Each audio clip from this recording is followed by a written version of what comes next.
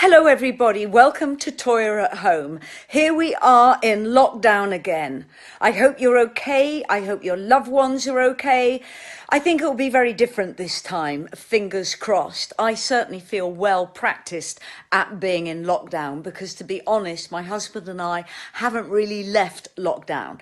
We're still obsessively washing our hands, avoiding crowded places, and have been so since the last lockdown. So in a way, I feel that we've got to learn to live normally again once we get over all of this. But life is okay. We're incredibly creative. This is my workstation for the lyric sheets. This is where I do my drawing and my planning and my designing. I've got all my gold leaf and everything. So it's all kind of productive here in this house. And also, I'm still making my solo album with Robert and with Simon Darlow. So we're going for an early lunch today. Hello, little lovey. Hello, all your chums out there. So you're cooking today? Yes, look what I'm doing here. Look, I would like to pretend that I made this soup, but in fact my wife has put this together and I am simply the pair of hands. Well, this is our last homegrown tomatoes of the year. They've been very, very successful this year. Definitely, and we're going to have a spelt fry up with fresh veg. So we are still managing to be mainly vegetarian, which is good. Yes, that's excellent, dear. And would your chums at home like to see my superb new pre-lockdown haircut? Yeah, mad panic to get our hair cut. I bet you've all been the same. So, thank you. I will see you for an early lunch in about half an hour. Bye for now, chums at home. So I've had lots of fantastic questions from you. From what autobiographies do I like to read, right through to how does it feel to sing I don't want to go to school, I don't want to be nobody's fool at the age of 62. All of this is going to be answered for you. I think it's best to be based in my office today because your questions are so hands-on. Even how do I do my makeup? So let's get started with the first song today. I love singing this song. I love doing it with the Toyah band. And here is this wonderful song written by myself, Simon Darlow and Joel Bogan way back in '83. This is off Love is the Law, Rebel Run with the Toyah band at Islington O2. Enjoy! There's not many people I can say that I have known for 42 years. And this next person was a co-writer on Changeling, was a co-writer on Love is the Law, and was a co-writer on The Crimson Queen. And we want to welcome to the stage, and this is Simon Darlow, everybody.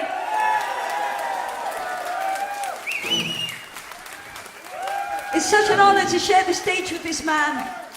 He co-wrote Video Killed the Radio Star, Grace Jones's Slave to the Rhythm, and he co-wrote this, Rebel Run.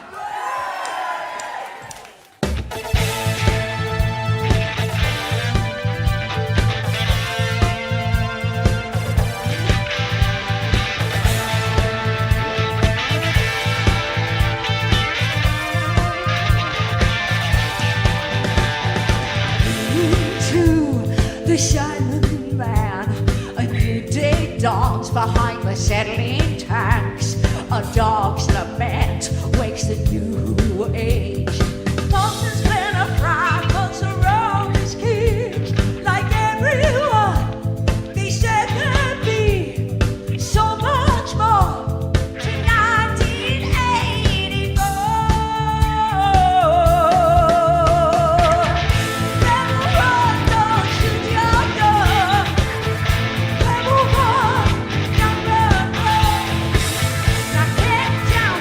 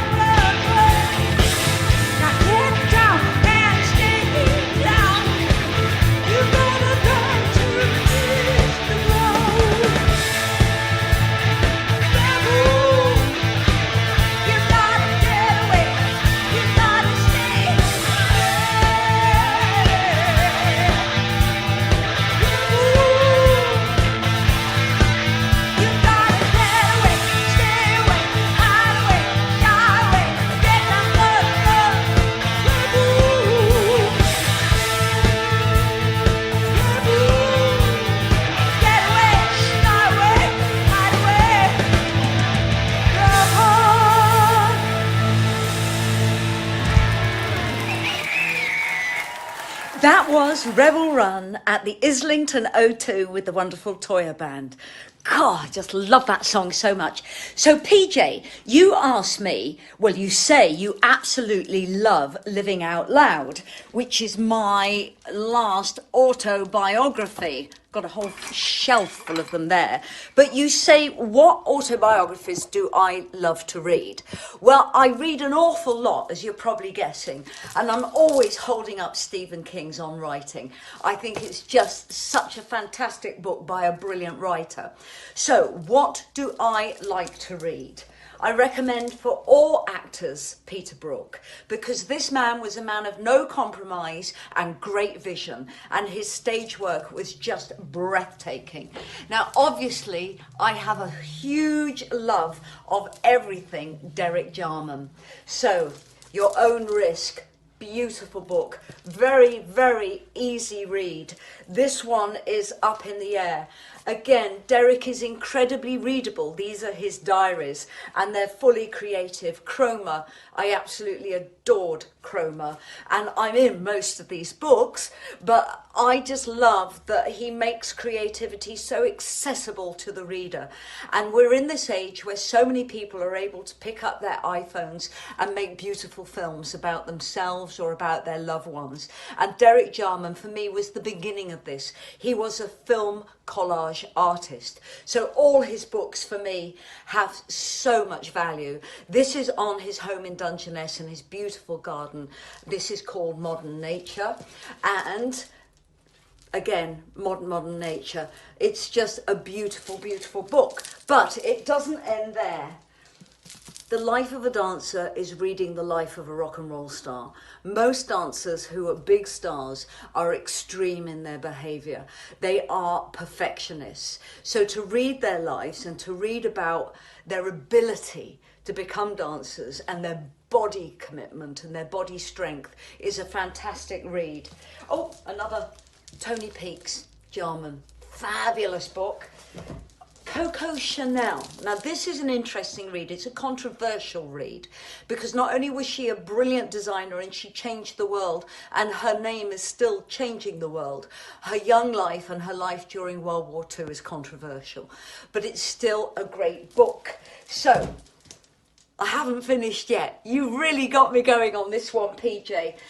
I recommend Bruce Springsteen, an American poet. Absolutely brilliant man. And this is a really, really beautiful autobiography. I love it because it's a collage of memories. It's divine. It's Debbie Harry. And of course, if you like your music, anything to do with Patti Smith is a good read. So PJ, I hope I've answered your questions there. Shani, you asked that in the 70s and the 80s, even the 90s and noughties, did I do my own makeup? Well, the answer to that, Shani, is yes and no. So for the cover of Sheep Farming in Barnet, I did my own makeup because Bill Smith, the album designer, and my partner Jem, we actually had to break in to Fairingdales and take this picture. So I did my own makeup in the car. But by 1981, end of 1980, 81, I was becoming such a big artist, I was able to work with makeup artists I wanted to work with. And this was done by Richard Shara, a magnificent artist. I've got his Pinterest page up. So you will probably recognize his work from Steve Strange, Fade to Grey. He worked with a lot of supermodels. He was a gorgeous man and his work was delicate. It was artistic. It had such taste. And he's associated with working with the designer Zandra Rhodes. So Richard Shara has always been around in the fashion world, and then slowly his work started to bleed in to the rock and pop world. But I also want to flag up another makeup artist, because Shani, you're asking me to give advice about makeup. Now, I kind of slap it on. I wear a lot of makeup. I have to put it on every single day of the week because I'm filming every single day. And I've learned to do it very quickly. And some experts might say that shows. But there are such wonderful makeup experiences historically that I want to point one out for you. And one is a countess, a German Countess. She was born around 1939, 14th of May. She was Taurian. And her working title was Verushka. So if you get Verushka up online, this is her book. It's absolutely stunning. It is breathtaking. Now, I've got to be careful because obviously there's going to be copyright on all of this. And I just want to make sure that, you know, I'm not breaking any copyright laws by doing this. But she was so remarkably clever in what she did. She was the first. And she really inspired me, and I've got that book, and I studied that book wholeheartedly because she was very tall, very beautiful, very aristocratic, but her work had imagination like I'd never seen before. It was all done pre-technology, which makes it even more remarkable. So I would say look up online Richard Shara, if you've never heard of him, and look up Verushka. Spelt Veruschka. Mind-blowing makeup, absolutely works of art. So Shani, you also asked, can I give you advice on how I do my makeup? So I'm 62, and I know if I get the lighting wrong, I look 62. But if I get the lighting right, I can almost look 45. So it's all about lighting and trickery. So I think you are very young because you say you and your mum love coming to my concerts. But for my age group, this is a glow, and you all know about glows. Some people wear them all over the face. That won't work with my age group. So what I do is I use it as a highlighter on the brow, down the nose, just on the upper lip, and just there. Anything more, I look as though I'm having a menopausal outbreak of sweat. Now, I don't wear heavy foundations anymore. I stick to BB cream. I think it's better for our skin. Your skin can breathe. It has some sun factor in it. And then when the sun is strong, this HelioCare tinted moisturizer is phenomenal. And I would say you really should have sun factor all the time, even in winter if you're outside a lot. So brushes are very important. I use a thick brush for my blusher.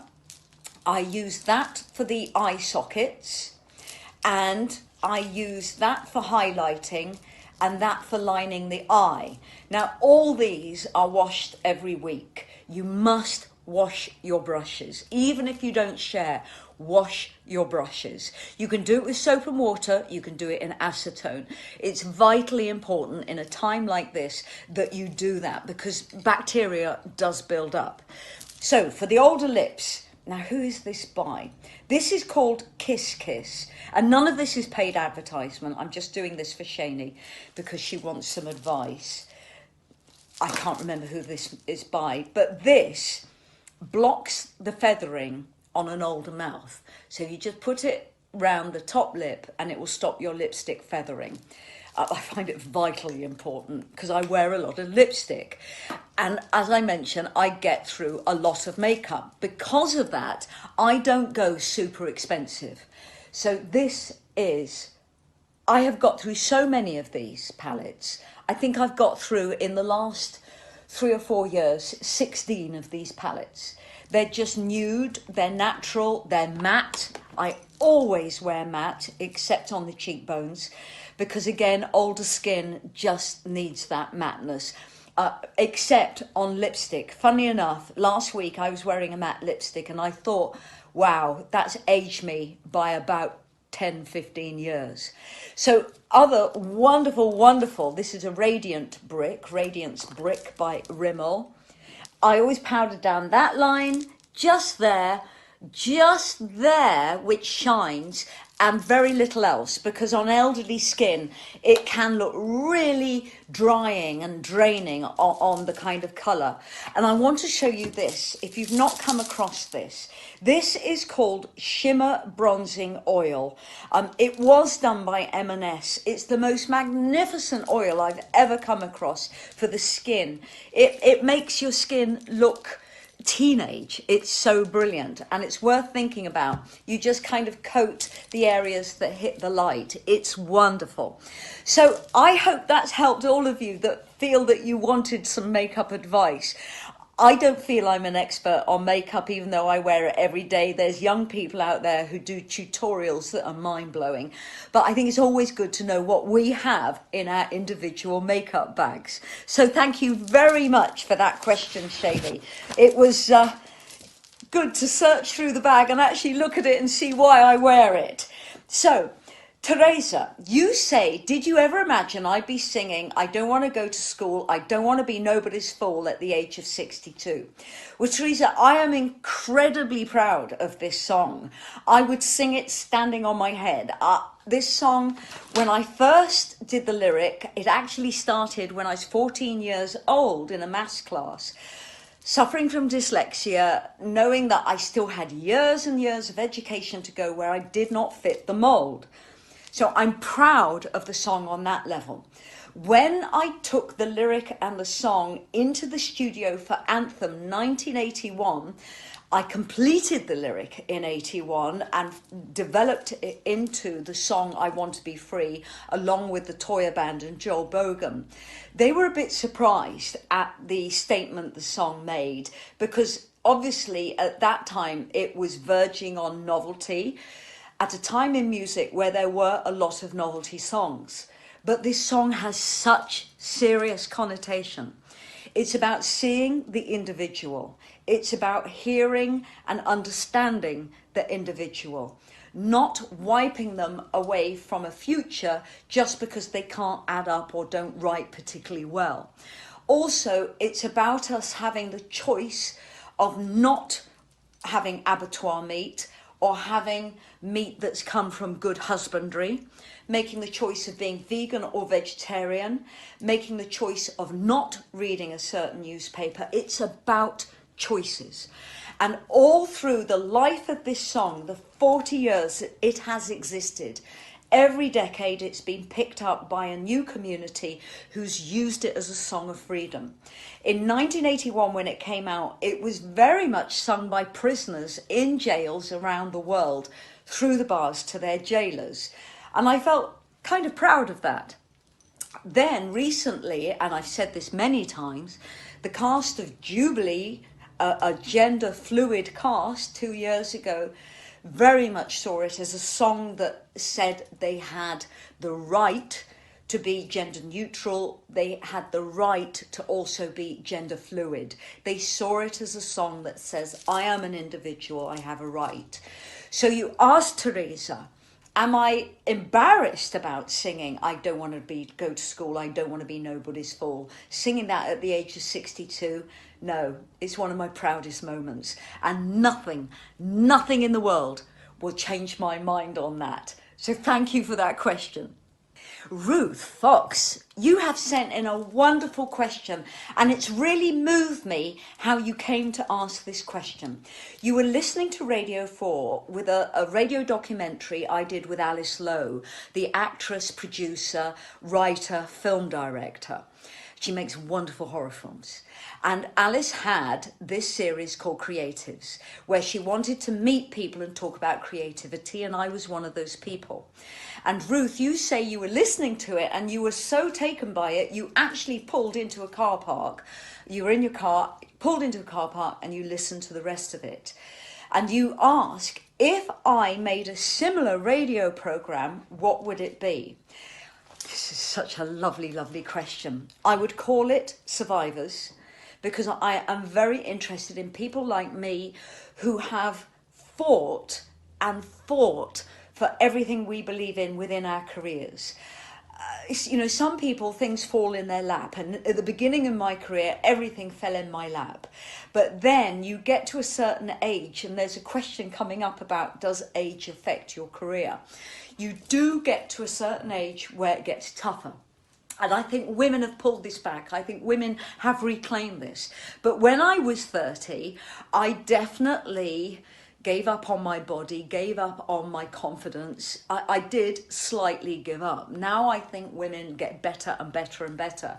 And at the age of 40, I managed to reclaim my identity and reclaim myself. So you ask Ruth, what would this radio series be called? It would be called Survivors. And I know exactly who I want to talk to for many different reasons. The first one would be Mark Almond, because he has gone from strength to strength as an artist, as a singer, who makes wonderful choices. He has just built and built and built. And I would love to talk to him about the journey he's gone through as an artist, and also with the gay revolution and how life hopefully has changed for him positively. I would love to talk to Mickey Rourke, because I just think that man is a genius. And boy, has he been to hell and back. He's still phenomenally charismatic, phenomenally talented, making great choices acting wise. And I would just love to talk to him about how his life has been. Judy Zook, and I'd like to talk to her because she has been health wise to hell and back, and she's now touring again, and she goes out with Beverly Craven, and I just think she has a wonderful story to tell. She's got beautiful children, and she's so feminine, and her femininity has been part of her strength, rather than me, where I found myself opposed to my femininity. I think I could have a really good conversation with Judy Zook. Barbara Dixon, again, a brilliant writer, brilliant musician. I would love to talk to her about her journey, because she's been around, like me, 70s, 80s, 90s, noughties, present day. Tiffany, because I just think Tiffany is a born survivor. And Sia, S-I-A, however you pronounce that, because I just love the fact here you have this world-renowned songwriter who has managed to keep relative anonymity, but also has kept her sanity. And I would like to talk to her about that. And I suppose the real biggie and the real scoop would be this week talking to Johnny Depp and just saying to Johnny, what the hell did you do? It's a controversial one, but I think his life journey, he's going to have a lot of legends behind him, like Keith Richards. And his life journey, I think, is about to go on a tangent that'll either make him richer, or he just might not care what happens next. And I think he would be phenomenal to talk to. And I don't think for a minute in time he'd want to talk to me. But thank you for giving me that fantasy. That's such a good fantasy. Thank you, Ruth. Now, Gavin Cole, you've recently watched an episode of Have I Been Here Before? And it's fascinated you because it's about regression through hypnosis. So Gavin, I did 2 of these in the 1990s.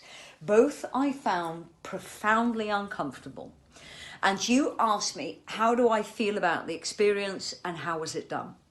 Well, firstly, you meet the specialist, the regressor, who is a practiced hypnotist. They hypnotize you. There's very little auto-suggestion. You are just taken back decade by decade under hypnosis till the point of birth. Now, I know in many spiritual practices, you never ever, not even in meditation, go back beyond the point of birth. That's not the reason we are here. So I think this is why regression has not caught on. I think it is an unstable science. But I will say that on the first regression, I have no memory of what happened, but they found that I was a gamekeeper called John Adams, somewhere near the New Forest. They tracked down every bit of information I gave, and it was all real. John Adams existed. He was related to my present husband, Robert Fripp. I knew none of this. The stately home did exist, and everything I came up with, which I have no memory of, was truth. But on the second regression, which was done in Brixton, I remember it was a back room in a restaurant, and all I could hear was the air conditioning. And what I will say is, when you are hypnotized, your ears become so sensitive. And I was just I felt locked in the air conditioning. I could not escape this noise. But again, I went back and I gave evidence that was proven true. I think it was an Edwardian lady who was stuck in a marriage in Regency London, probably near Regent's Park. Husband was an accountant. She had absolutely no life. She had nothing to do, and her life was cripplingly boring. There was no education. She was well looked after, well kept, but there was no outlet for her. And apparently this was all very, very true. So am I interested in regression? God, such a good question. I don't think I am. I do have a very, very strong memory that freaked my mother out. And this has never ever been proven. I've never been regressed back to this. There's actually two memories. One was being a child in a family of 5, being led into the gas ovens. Now, I told my mother this dream I had. I was about 4.5. I was speaking, and I could articulate enough to my mother what I just experienced. And my mother freaked and said, "Don't ever talk about that again." So in this dream, there were 3 arched garage doors. I was holding my mother's hand, and my father was there, and there were 2 siblings. And we were being led in, and when the doors opened, there was a furnace, and there were body parts on the ground. That's what I told my mother. Now, if you can imagine, at the age of 4.5, I was hysterical. And I recognised in my mother's eyes a fear I never want to see again. And I was never allowed to talk about that again. Now, the other really extreme memory is gaining my consciousness up there in outer space, suddenly waking up conscious out there, gas clouds, stars, being pulled into this body. And that was really, really distressing. And again, I was less than 5 years old, and I explained this freakish experience to my mother, and yet again I was told never to talk about this. I actually remember becoming conscious as the person who Toyah was about to become in the world and being pulled into this body. For me, that is the most important memory of them all, because it says to me, more than anything, that reincarnation is possible. So Gavin, thank you for that question. It's a heavy one. Julie Wheeler, you say you saw me at the Marlow Theatre back in 1991 playing Janis Joplin in a 2-hander. With Julie, I'm sure this would have been the end of 1990, but I'm always wrong with dates. And you ask, how did this come about? Well, I was actually touring Amadeus, Peter Shaffer's play, with the actor Tim Pigott-Smith playing Salieri, and Richard McCabe playing Mozart, and I was playing Constanza, Mozart's wife. It was a wonderful production with Peter Shaffer hands-on, shaping the play for us as actors. It was great. But part of this, the production company was the Compass Theatre Company, which was Tim Pigott-Smith's company, was that we all did charity work, and mine was to go around the UK touring Amadeus, but also in the daytimes playing Janis Joplin in the prisons around the area we were stationed. So it could have been Bradford, it could have been Canterbury, it could have been Birmingham. Wherever we were, I went into prisons virtually every day of the week and did this show. It was quite exhausting. And the reason for the show was to encourage prisoners who had a history of heroin addiction or hard drug addiction not to ever take the drugs again, because Janis Joplin died of an overdose. It was a phenomenally successful project. I got to meet many prisoners, got to talk to them, gave talks about Janis Joplin's life, then do the performance. I remember at Lewis prison, which was a bit like a detention centre, I was in a room no bigger than this with about 10 prisoners. And when it got to the sequence where Janis was giving herself the fatal overdose, one of the prisoners stood up and screamed and just said, "Stop, stop now, don't do it." I mean, I could cry thinking about it. And we stopped the show and I said, "What's wrong?" He said, "Don't do it. Don't do it. All my friends have done it and I've been there too many times." And he was so affected. It made him just stand up and shout. And that's the beauty of performance. It's also the beauty of music and singing, is that when you connect and when you touch someone like that, it changes you. So this was a remarkable, remarkable show.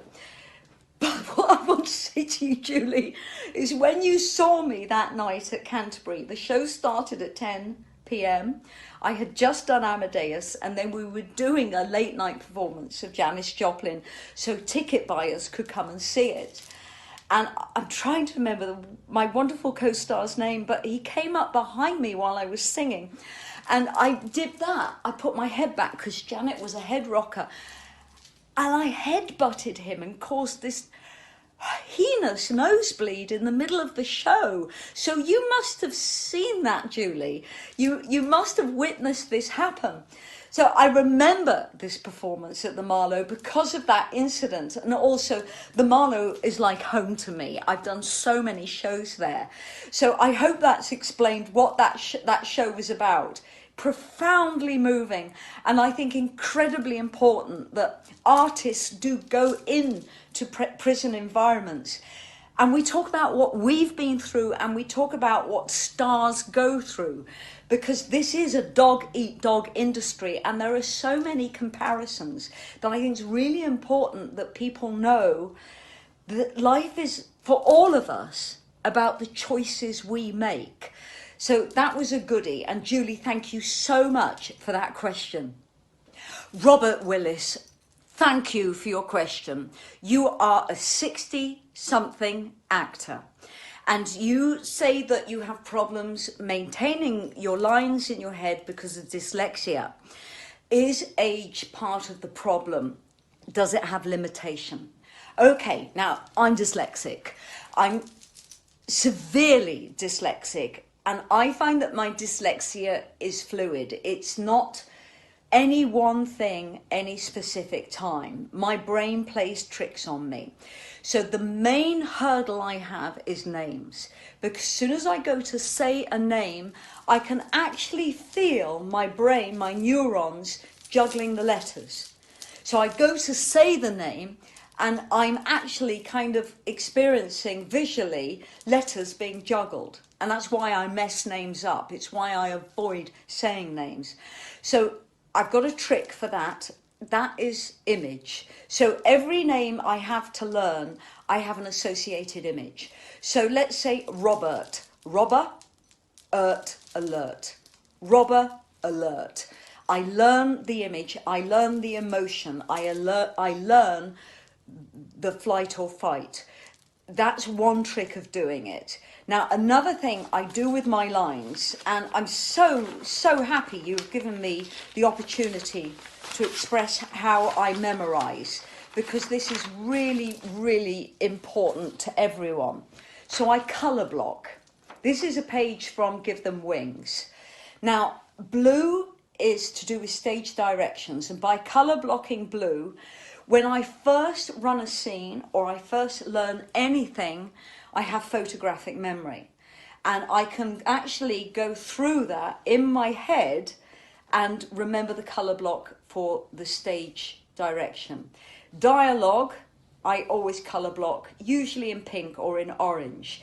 Now, when I'm first reciting lines, either on stage or in rehearsals or on a camera rehearsal on a movie, that is what I'm acting.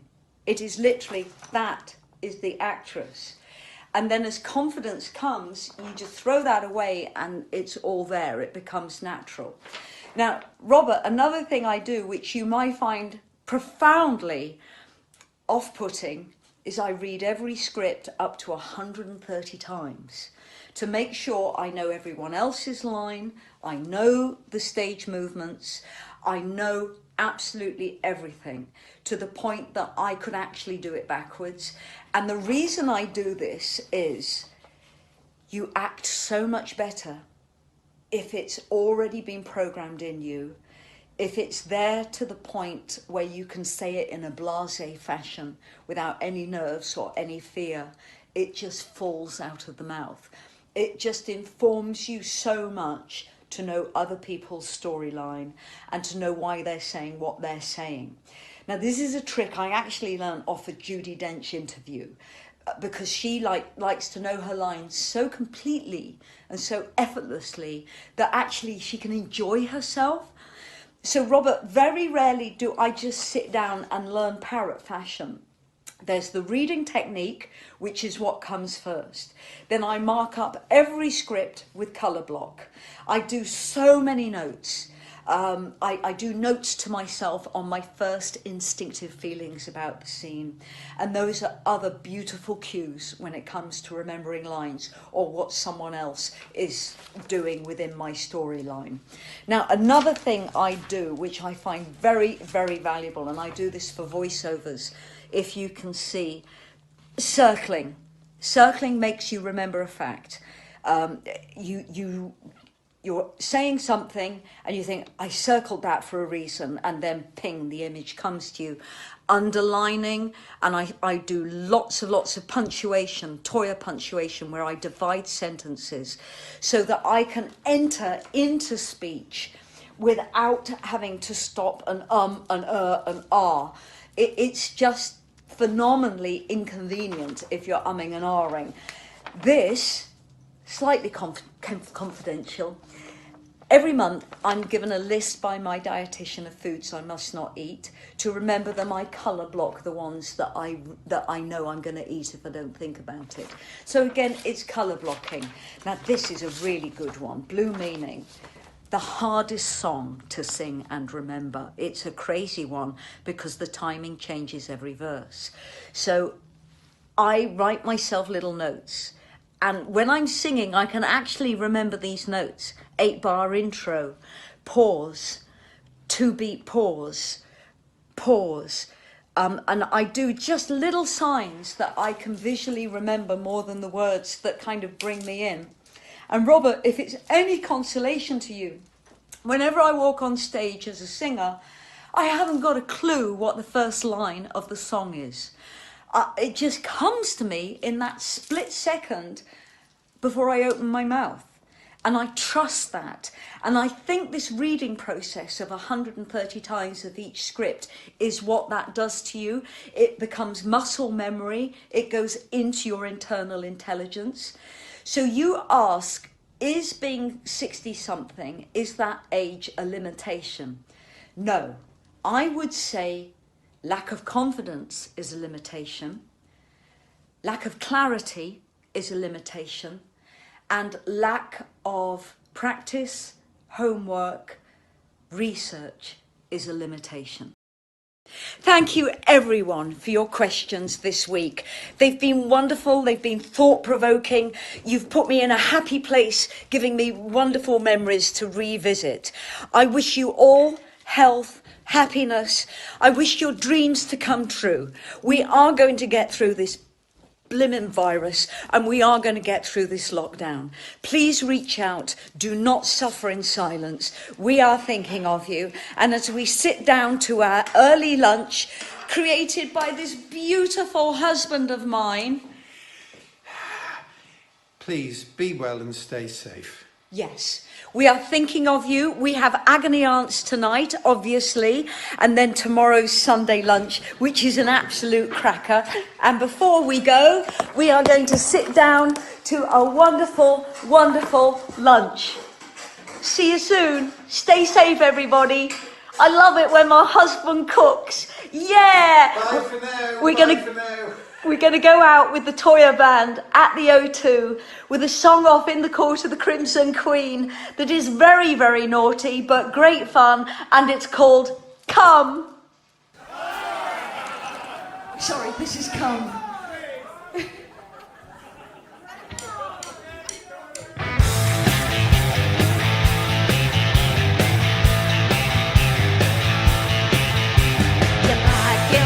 There's no half measure you've got. Buried treasure I want to excavate ya. You want sexy mother, have you got a little lover? Have you got a little brother? Let's go get smothered. Don't you wanna touch me where I come? Come on, come on, come and see.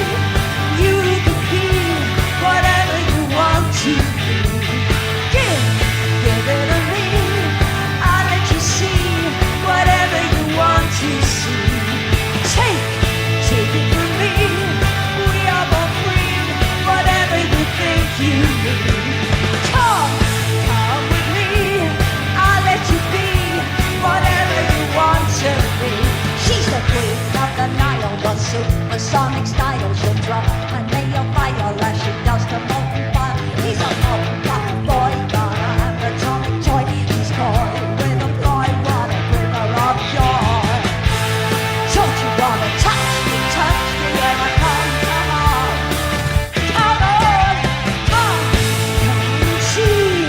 You can be whatever you want to be. Give it a ring. I'll let you see whatever you want to see. Take it from me. We are both free. Whatever you think you need. Come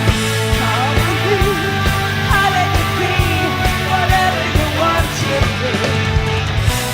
Hey you, bonga boy, yes you,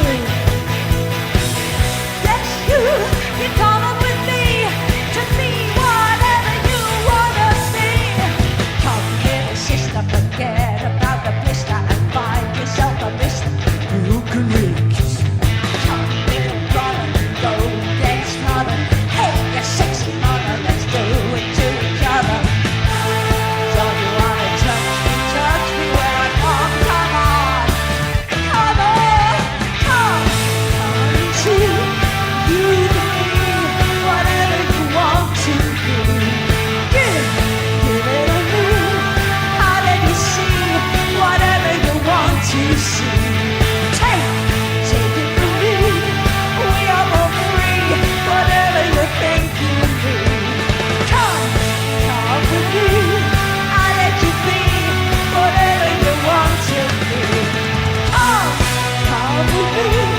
I'll let you see whatever you want to see. Give it a ring. I'll let you see whatever you want to see. Take it from